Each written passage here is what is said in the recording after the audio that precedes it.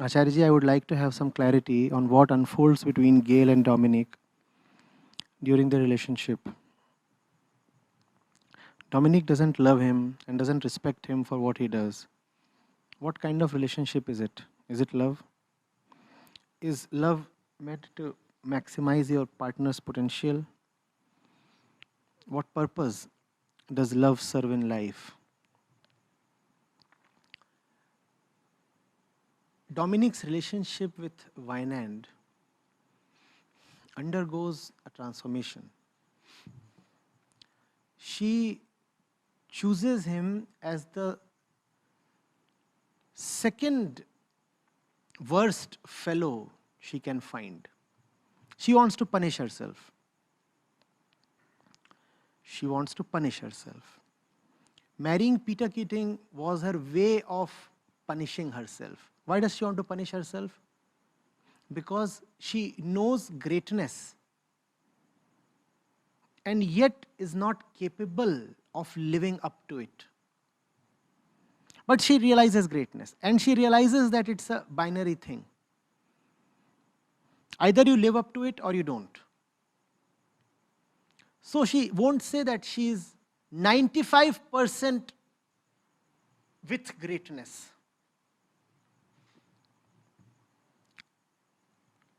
She knows greatness in the form of Rourke, but she also knows, looking at the life of Rourke, that she can't quite be with Rourke.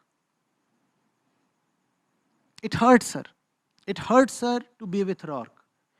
But it also tells her that she is not yet in the Rourke league. Why does it hurt her to be with Rourke? She cannot tolerate what the word does to Rourke, and yet Rourke continues to live and function in the world. She is deeply hurt when she sees Rourke in the quarry. She is deeply hurt when she sees what they did to the Stoddard Temple. She is deeply hurt when she finds Rourke working for idiots.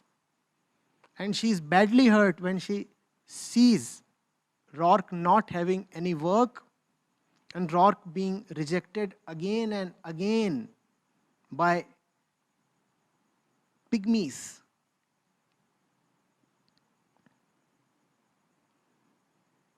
She is not prepared to spend life with Rourke, because if she spends life with Rourke, she'll have to be part of all the hurt that comes Rourke's way. Now, Rourke is quite impervious to hurt. The world does what it can to break Rourke. But Rourke is not fragile. If Dominic chooses to be with Rourke, she'll have to partner Rourke in suffering and experiencing what Rourke does. She does not have the tenacity of Rourke. And Rourke too knows that. Rourke tells her, till the time you feel so hurt and disturbed by the world, you cannot be with me. Dominic too knows that. And Dominic severely dislikes herself for not living up to Rourke. She says, I could have been with him. But then I feel so easily hurt by the world.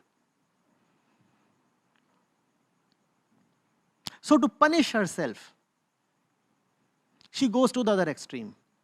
She says, I have committed such a crime that I deserve the harshest punishment. And what is the harshest punishment? The harshest punishment is to marry the worst person possible. She says, being so close to Rourke and yet not be able to fully live with him is such a disgrace.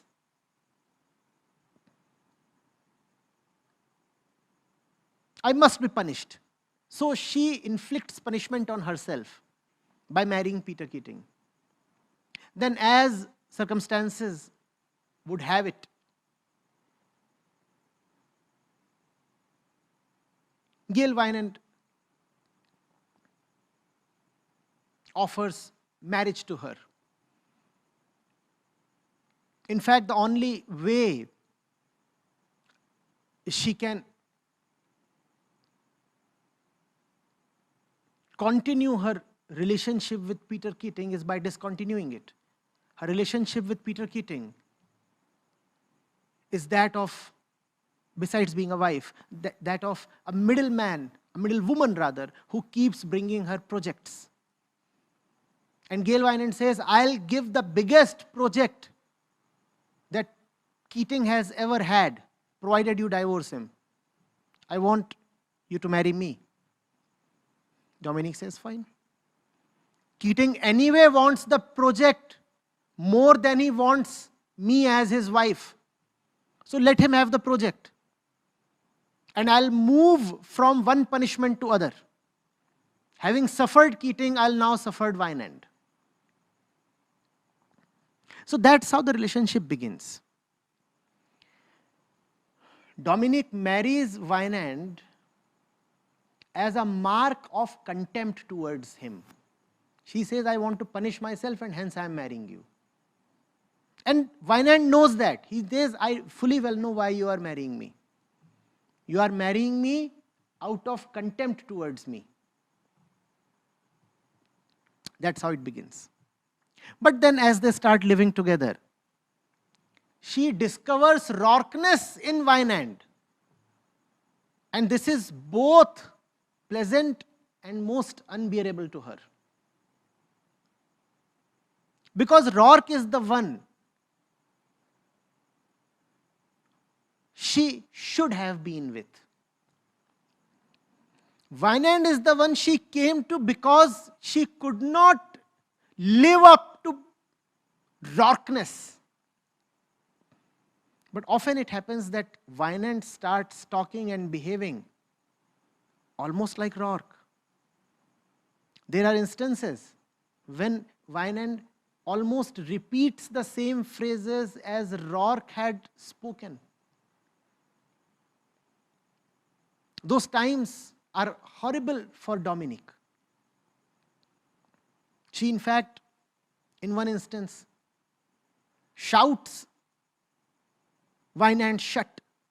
She says, you have no right to say these things. Wynand asks, has somebody else said them before? Dominic keeps mum. But Wynand is too smart a player to not to figure out.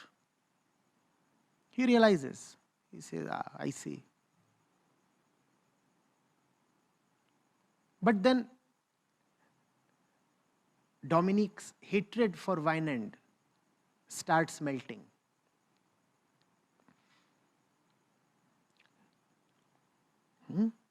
And a time comes when she actually throws away a piece of paper that she had preserved as a mark of hatred for Wynand, crumples it and puts it into the waste bin.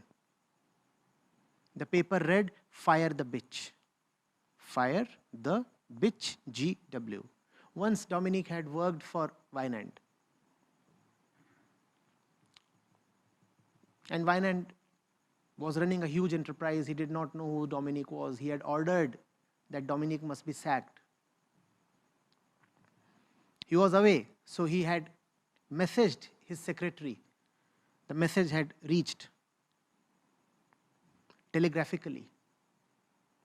A very concise message, fire the bitch, GW. Dominic had picked up that little piece of paper, picked it up and kept it as a mark of her hatred towards Wynand. Not hatred really, contempt. After a point in their relationship, she drops that hatred. You could even say that she starts loving Gail Wynand.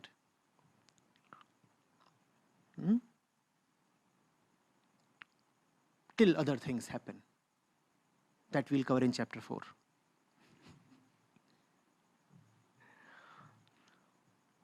So that's the contour of their relationship. That's how It moves. Now, Himalaya is asking, is love meant to maximize your partner's potential?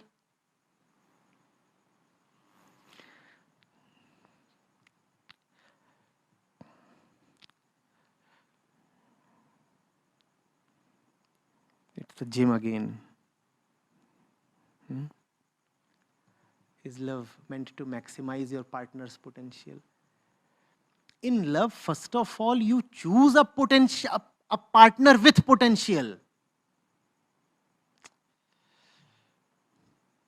You're asking, is love meant to maximize your partner's potential? Is love about choosing any Tom, Dick, Harry and then saying, I am now going to maximize his potential? No. Love is first of all a sacred thing. You cannot fall in love with anybody.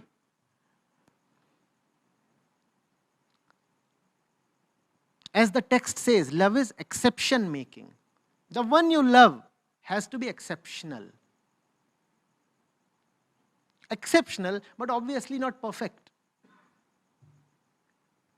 So, to the extent your exceptional beloved is not perfect, you help him in rising towards perfection. Are you getting it? But first of all, you have to ask yourself, why in the first place are you getting attracted towards someone?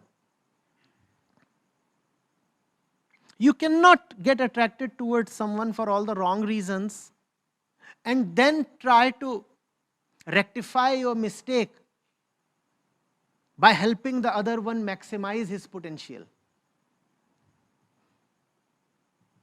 This is not the way of love.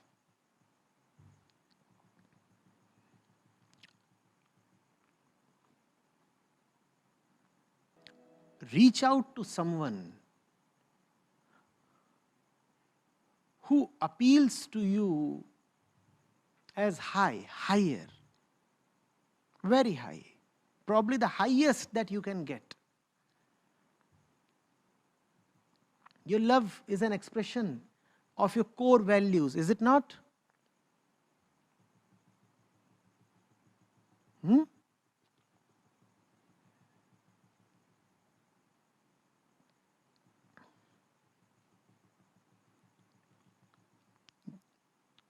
For the normal person, love has to be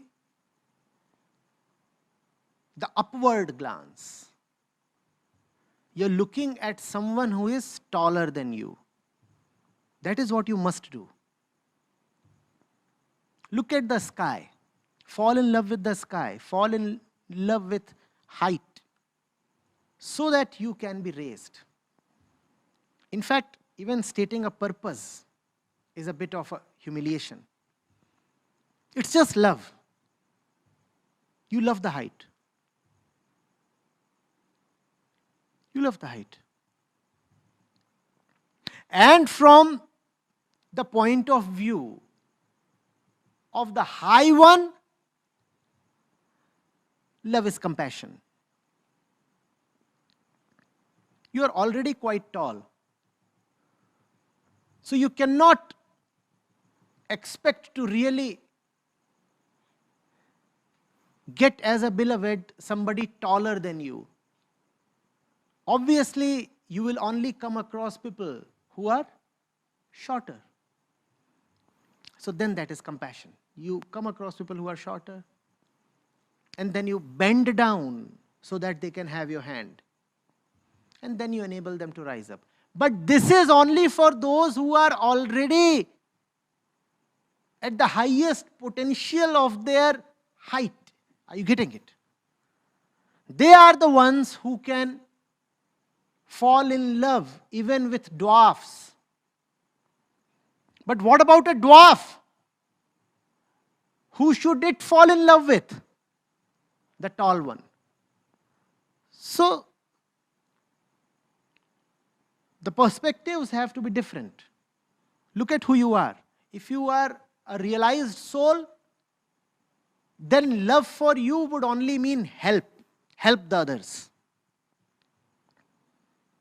And if you are a commoner, then love for you must mean the upward glance. Figure out someone who would help you rise.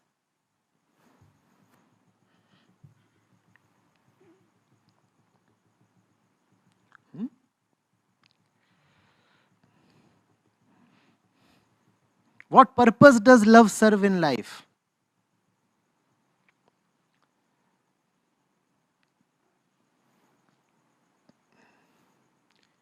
It offers you good pensions after 65. What kind of purpose do you want, Himalaya? What kind of purpose does love serve in life? Romantic dinners, booze, good sex.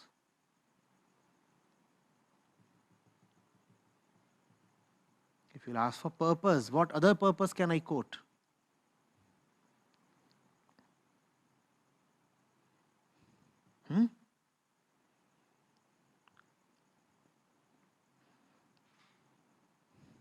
Intoxicating experiences.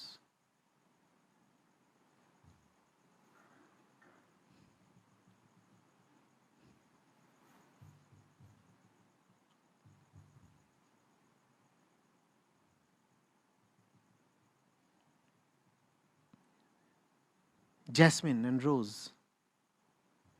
And all kinds of fragrances. Too romantic for your taste? All right. Somebody to take care of you in your old age. That's the purpose of love. Fine? Somebody to beget you kids. Obviously. That's the purpose of love.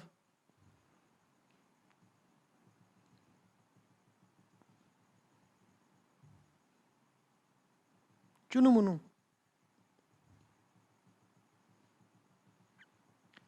Somebody to show to your friends.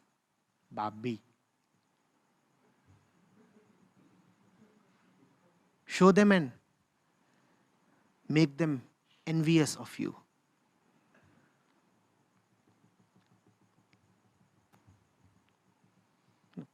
I'm trying to figure out purposes of love.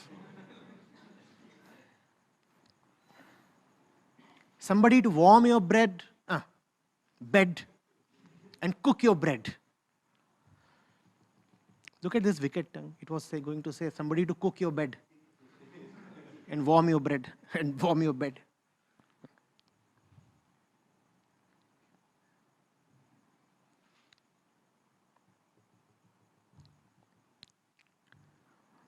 What other purposes can we imagine? Help me. Somebody to touch your parents' feet.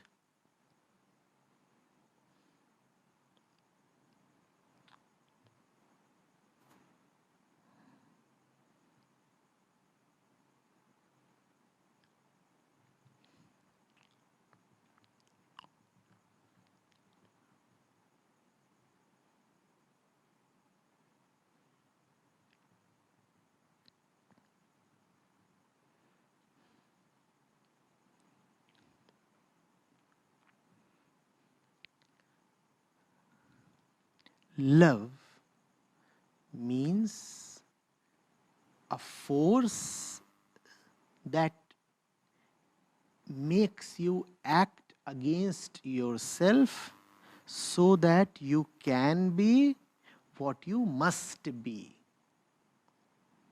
That is the purpose of love. What is love? It is a force that makes you act against yourself so that you can be what you must be. That is love.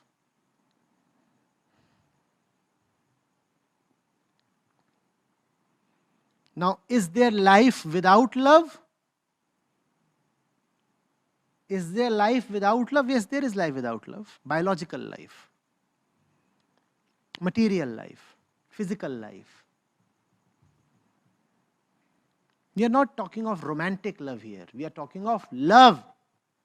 Love is a force. Love is not an emotion or a passion. Love is not a candlelight dinner. Love is a force that makes you violate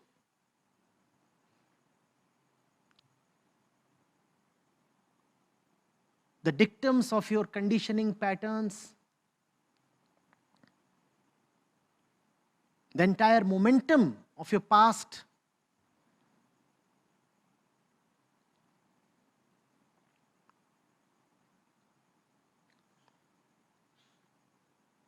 It is like an inner war, a civil strife. Your entire system says one thing, it wants to take you to one direction, and love wants to take you to another direction. That's love. And it need not necessarily involve a female for a male or a male for a female.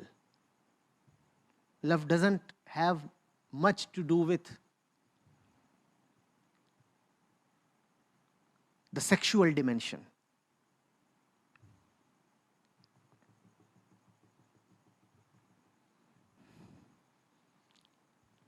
Then Jyoti says, Acharya Dominic is saying to Vinand, I wanted you to be my chain to the world. You have become my defense instead, and that makes my marriage dishonest. What is Dominic saying to Gail? Dominic is telling Gail, I married you so that I can let the world punish me in form of you. You represented the worst of the world to me. That's why I married you. Instead, you have become my armor against the worst. So, my fundamental reason in marrying you has been violated.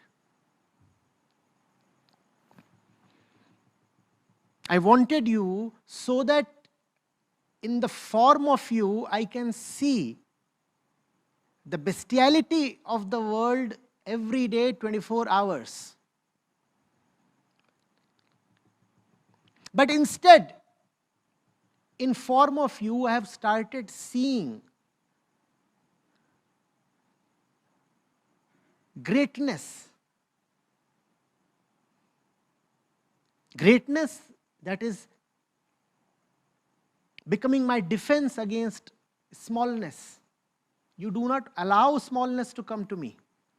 I expected to see smallness in your form. Instead, you have become that which is not allowing smallness to come to me. That's what Dominic is saying. It is a backhanded compliment to Gail Vinand. She is offering a tribute.